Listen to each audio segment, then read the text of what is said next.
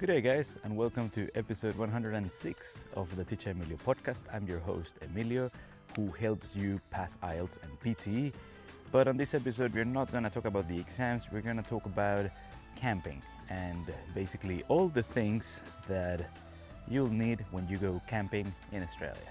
So I don't want to make this a to-do list or this is what you should always have. I'll try and cover the main essential things that you need that you need to basically get started and be able to go camping. This is probably like what I would say a good midpoint in between going crazy with like being all in the wild and also not being like camping, let's say being extra super comfortable. So this is, I think, or my setup, what you see here could be probably a good setup, as in to get started. Then of course, like with everything, you can always go ahead and add more things. But just to state the obvious, let's look at some of the key things that you will need for any camping adventure. So the first one, of course, has to be a tent. And without a tent, it's gonna be very hard to be camping. You could also use, you see me waving like this because of the mosquitoes, the mosses as we call them here in Australia. A tent is going to be essential, but you could also get what is called a tarp. And a tarp is like a type of tent that is like here on the ground, and basically it, sorry, you like spread it on the ground, and it works like, imagine a combination between a tent and a sleeping bag. I'm not the best one to talk about tarps because I haven't used them in the past, but they're quite popular as well. Of course, you have tent number one, then of course second one is going to be your sleeping bag. With sleeping bags, again, you get into this situation where you can spend hundreds, thousands of dollars. What I would say is always check for the temperature because you don't want to freeze at night. And actually, fun fact, that's what happened to me this morning. This tent is like quite basic, so this cover that you see here is what basically keeps you warm or keeps you cold. So it is, a very easy way to wake up, because with the sleeping bag it wasn't super cold, but then by the time it hits the morning, and also sunlight, basically you feel it really quickly. That's what I mean. This could be mainly something only with this tent, but like I said, maybe other tents are the same. Maybe like if you spend $1,000 on a tent, then that's different, but you don't need to. I think like what I mainly want to do with this episode is to encourage you to go ahead camping. Let me just show you a closer look of other things that you may need, that you obviously maybe haven't thought about, or maybe it's one of those things that at least that happened to me, that when I first went camping, this is not to say I'm an expert, but little things that you can forget that will make your life so much easier. Okay, let's state some of the obvious ones. Of course, it will be ideal to bring, for example, a table or somewhere to put things.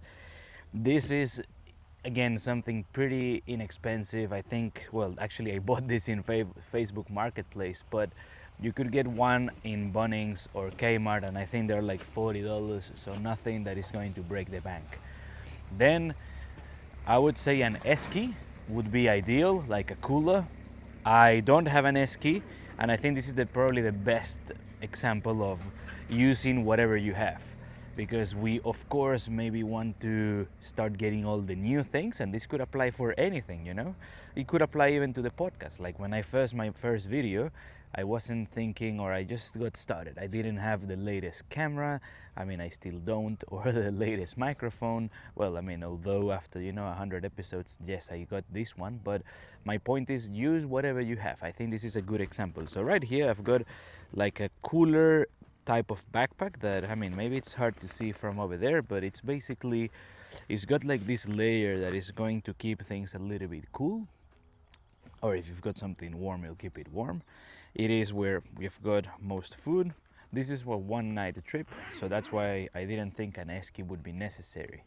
If I've got something that may, I mean, I don't have any meat or any drinks that I have to have cold, so this is probably the main reason why this will do. But if you're going for a longer camping trip, definitely you have to get an esky, because with the esky then you can, as I just said, you can have some cold drinks, you have more flexibility. A lot of campsites in Australia, they have a camping kitchen, but every camp kitchen is a bit different. I will show you one in just a little bit, but before we go, an honorable mention is to get like some containers, because look, for example, what I just did, I cut a few carrots with some hummus. There you go, easy and healthy snack. Nothing crazy, and I guess that's probably, you'll hear me say this a lot throughout the video, and the episode I should say, and it is that you don't need the most, outrageous thing. I don't even know if there is, like, let's say for example, a salt grinder or anything along those lines only for camping. I just brought what I've got at home, and that's it, just using whatever I've got. Some of you may maybe disagree with me, but I thought simplicity, and I haven't got like a camping stove, so what do I get? A kettle from the camping kitchen, some hot water, boom, and coffee. Do you need to do that? I'll leave that up to you, but maybe that could be a good investment. Then another thing, of course, that you'll need is some towels when you, of course, take a shower, and some chairs. Funny enough, this chair is not mine, so again, you can borrow things, and this is probably, I guess, the next thing to say, that if you know someone who may have something you can borrow, better to ask. You don't have to spend like a lot of money on something that you're not gonna use that often. Although what you could then start doing is, as you get a few things, you say, well, I'm gonna get, for example, an esky, or I'm gonna get my place to put some food and snacks first, then I'll get some chairs, and then you can basically spoil yourself that way. Now let's look at the camp kitchen and why the esky may not be super essential. As we go to the camp kitchen, I just wanted to show you quickly the place. Just a second ago you had a look at our campsite, and this is probably one of the reasons why I would always recommend going camping, because look at this. We literally have campsite, and then we are right in front of the water. Now, are all campsites like this? Obviously not, because there are so many different types. This is on the east coast of Melbourne, Australia, and look at that, amazing. Okay, now let's continue and let me show you the camp kitchen. As we make our way there, I thought it might be nicer if I just show you the whole thing, rather than just basically doing a few breaks. Of course, if you're watching, well, listening to this on Spotify, then massive thank you for your support. And if you're here on YouTube, I hope you're enjoying the video and the episode as well, so do let me know what you think. Let me know if you have any questions. And a few interesting things happened just as I started to head over this way, and it is that I noticed that a few people were packing up, and I thought it is also important to tell you guys that usually when you go camping, you want to be double checking what is your checkout time. I would say that in most places it is somewhere between 10 a.m. to 12 p.m.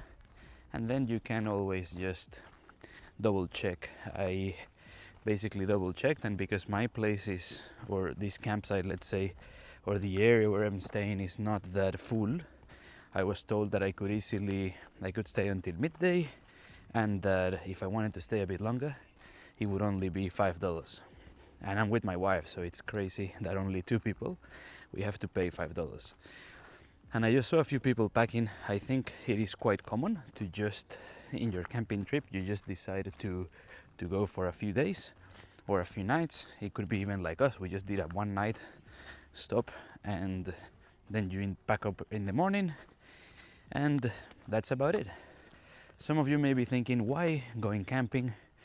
I think one reason is up there, but it's really hard to see. I mean, it's really hard to show you now, of course, because it is daytime, but the sky, the night view is just unreal. You get to see all the stars. It is a very, very, not only exciting, interesting, relaxing, I mean, it can be many things. Another important thing to tell you is here in this campsite here we have the toilet, and we also have the laundry, so you don't need to pack a whole load of clothes when you come camping. Usually, like you know, let's say a set when you are camping in the day, and maybe a few changes of clothes, but of course this depends on how many nights you stay. For example, in this case, I just had my, let's say, my pajamas, clothes to sleep, then the clothes I came with, and the clothes you see now. Of course, I brought a few spares, a few extra clothes just in case. And here is finally the camp kitchen. But before we get into it, I just want to quickly tell you that when it comes to the camp kitchen and maybe also the toilet, this is where things can get tricky. Like, you can expect to see, as we have here, some common areas. So look at that. There were some kids playing last night here. And then here you have the rest of the camp kitchen. So again, it is nothing, I mean, I'm not gonna go ahead and say like, oh, this is, obviously it's not a luxury hotel. Let's get a bit closer. But here, look, you have basically all you need. So if you don't have, or if you don't want to buy, what is it called, a table like I just showed you, do you need to have one? This is the perfect the perfect place to show you that you don't really have to. The same thing could be said with the esky, because here there is a stove and there is also, of course, a fridge. Most camp fridges, I'm just going to open this one, and I hope you guys can see from up there, but this one is fairly empty. And again, this obviously may depend on the season, but normally what people would do, at least in Australia, is basically, or what I would recommend is put all your things in like a bag. So for example, plastic bag, Woolies bag, a Coles bag, IGA bag, from Aldi's bag, wherever supermarket you got your things from, just put all your things there, and then you should be all good. You can then come, use the common areas, and of course you try to keep it as clean as it is. Very, very useful. Sometimes you, for example, we brought soap because you may not find some of the, some little things like this. For example, there is no cutlery, and as you see, like little to no soap. And of course this water is not for drinking. There is a sponge, and look, the place, as I said, it may not be a 5-star hotel, but it's in a pretty decent condition. You then have got your grill here, and this is all you need. So I think this is where also simplicity shines. If you like toast, here you go, you've got a toaster for you. For our instant coffee, sorry guys, especially for those of you who really love coffee. Then microwave if needed, and of course then here you have the stove. Someone probably just used it not long ago. I'm not gonna touch it because I'll burn. And then you've got here again the grill. Everything you need to, you know, have breakfast. It's just again another way to show you you don't have to go crazy and buy a bunch of things that you think maybe you're not going to use ever again. Okay, and on another note, the why you should come camping. So I think I already touched up on this throughout different parts of the episode. One has to be nature. Look at this. I hope that you can be as relaxed as I am. We see some people here fishing in the background, and it's just lovely. It is nice, and especially if you live in a big city in Australia, then it is always a good way to, like, let's say, recharge, do something a bit different. And I don't know, I personally really like this, at least this setup of being camping, because of all the simplicity it brings. And then of course having, you know, nature like this. I saw some people riding mountain bikes and I thought, wow, it will be really cool as well. But especially this, like having the ocean so close, it's just unreal. It reminds me of Margarita, and as you know, I'm from an island in the Caribbean, so it's really nice, extremely nice having this setup. Of course my homework is gonna be to go for a walk, and this is just again one little thing. Maybe I would say having that connection with Mother Nature and trying something different, because as you know, life can be stressful. We all have work, responsibilities, things to do, and sometimes I feel that camping could be that way of just removing some of those not necessarily extra things, but some of the things that we may have, and then we can enjoy other things and the simplicity of not having a bunch of things. Like, say, for example, last night, there was nothing after 7, no, after like 8 p.m. Boom, pitch dark, and then we could see the stars, just watch a series. So I guess you could go super old hardcore camping without using any technology. Of course, that's not what I did. So that's why I was saying at the beginning of the episode, maybe this could be a good midpoint, because I still brought my iPad. Obviously, I'm recording with my phone, so it's not like camping doesn't have to mean that you just go in the forest or that you go in the bush or that you just go to a completely secluded place and then you don't talk to people or anything along those lines. I mean, it can be like that. As a matter of fact, I have a friend who, when he goes camping, he wants that, like a camping spot where there is nobody. And maybe that's probably the next step in becoming Australian, because I'm not there. I'm not there yet. Another important thing that I cannot just forget, let's say, that I cannot just avoid telling you, when you go camping, do yourself a favor and get some mossy repellent, because look at that, the mosquitoes are crazy. That's actually one theory about why Australians speak like, yeah. One of the reasons like Aussies speak like this, they talk like without opening their mouth, it's because there's so many mosquitoes, mate, and then it's really hard.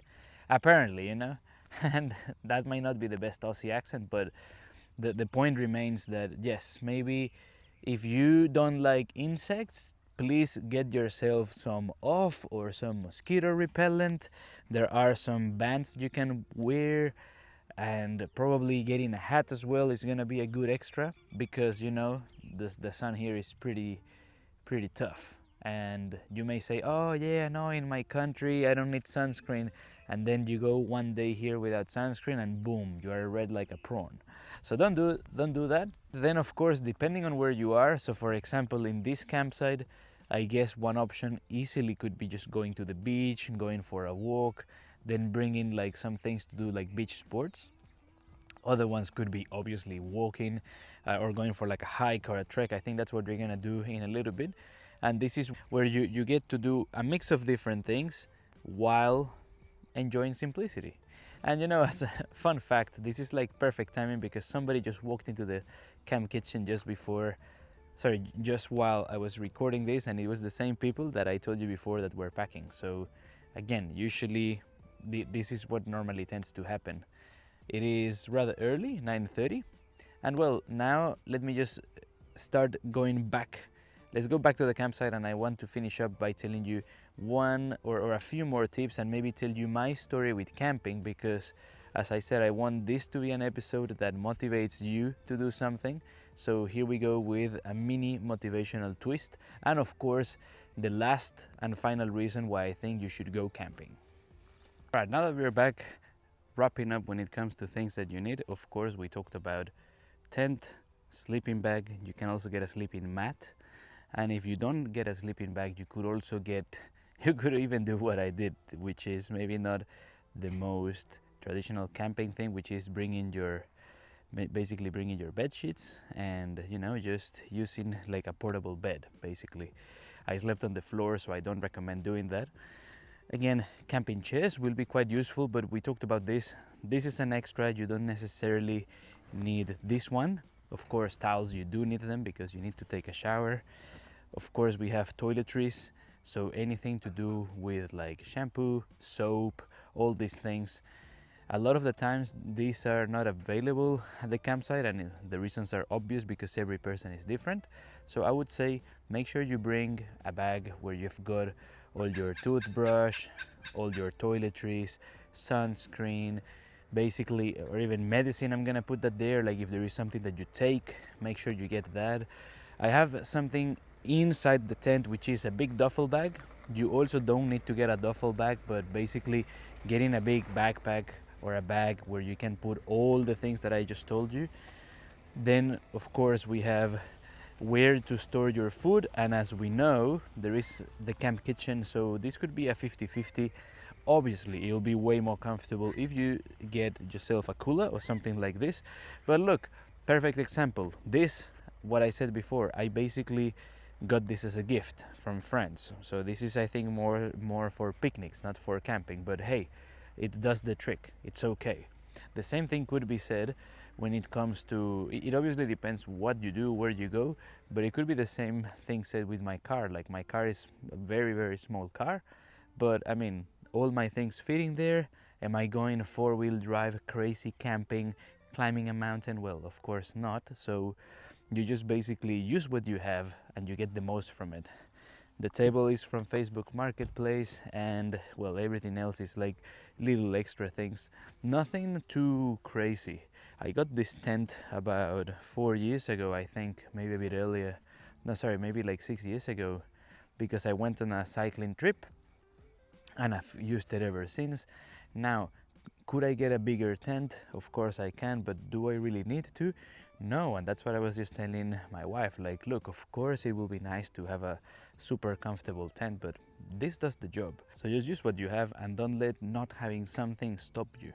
It really reminds me of my times doing triathlons, because it's the same, it's a very similar analogy. I remember thinking like, oh, it will be nice if I have a more expensive bicycle, it will be nice if I have this, it will be nice if I have that.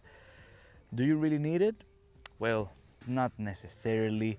Obviously it'll be a good extra. And I remember talking to Nestorin, you know, he was on the previous episode, and you know, he was my triathlon coach, and I remember telling him like, hey bro, maybe I could sell my bicycle, buy a new bicycle, and then I'm gonna save a few kilos.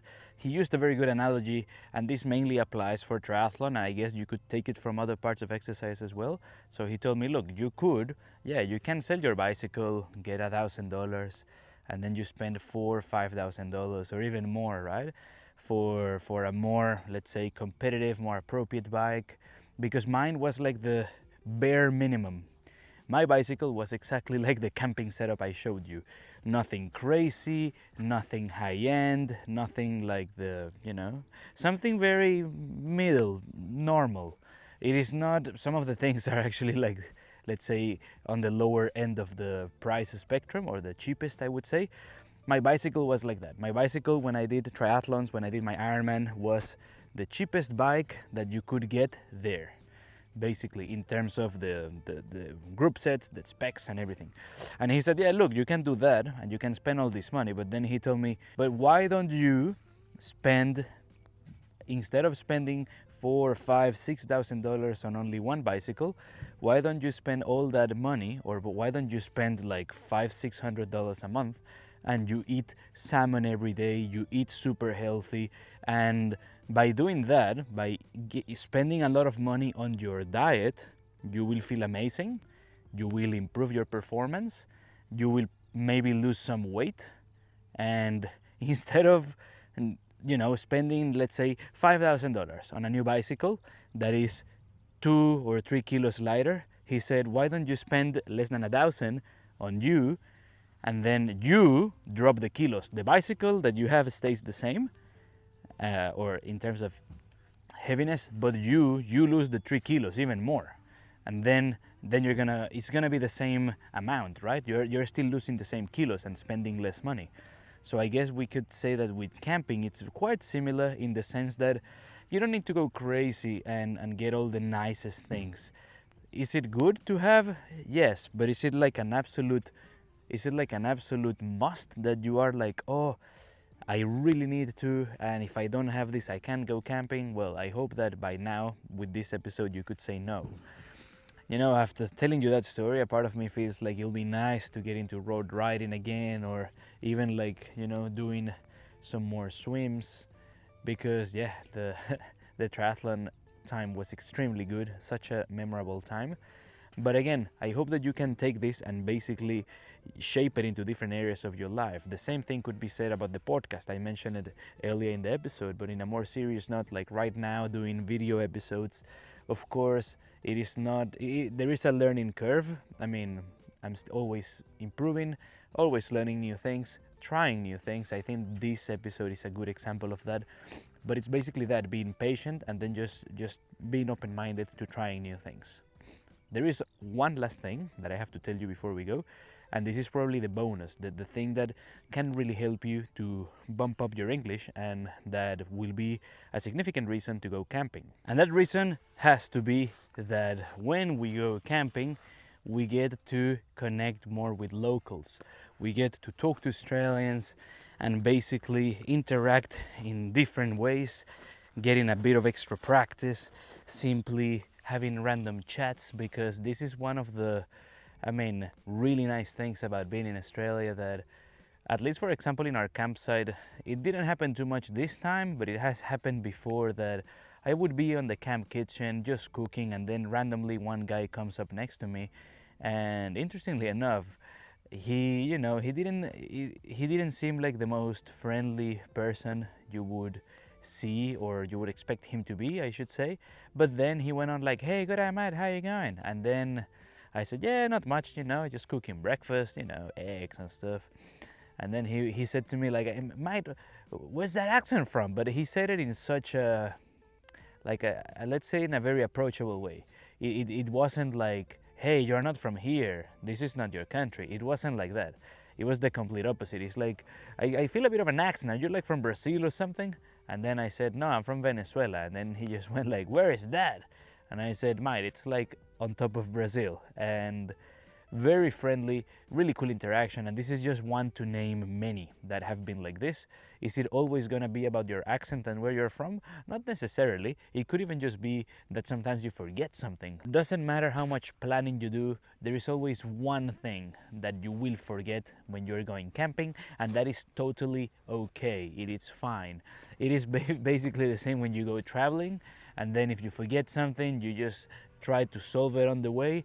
I guess that is probably like the cherry on top about camping, that you just learn to, or like at least for us Latinos, we just embrace that from our culture, which is just finding a solution. It's like, okay, but I forgot this, and that happened to me yesterday. Like, I forgot my cutting board. Okay, I'm just gonna cut everything in a plate. That's okay. Oh, the plate's gonna get scratched. Look, it's not the end of the world. It's only one plate for camping only. So yeah, I would say probably having that extra practice, it is ideal, and Aussies are super friendly, especially I would say when you go further out from the cities. Not to say that they are friendlier than people at the cities themselves, but probably the biggest thing is that I think for us non-native speakers, it is extremely good practice, because then you will get to hear like the real tough Aussie accent, like the "yeah, good night, mate, how you going?" And of course that can be challenging at first. So I would say my tip to you is, look, just go, put yourself out there, just be friendly.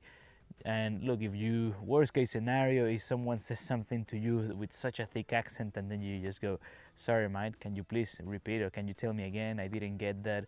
That's totally okay. I used to be not super worried about it, but I've seen how people would get very nervous when it comes to having those interactions, and I think it's completely normal. With all that said, I hope that this motivates you to grab whatever you have, to go camping, go try a new hobby, a new sport, to basically go out there, put yourself out there, maybe go a little bit out of your comfort zone, try something new, enjoy, relax. And well, with all that said, the best way to support the show is by sharing it with someone who you think will like it. Take care, miss me, don't miss me too much, because I'll see you next week. And until then, I'll see you in the next episode. Take care, and bye for now.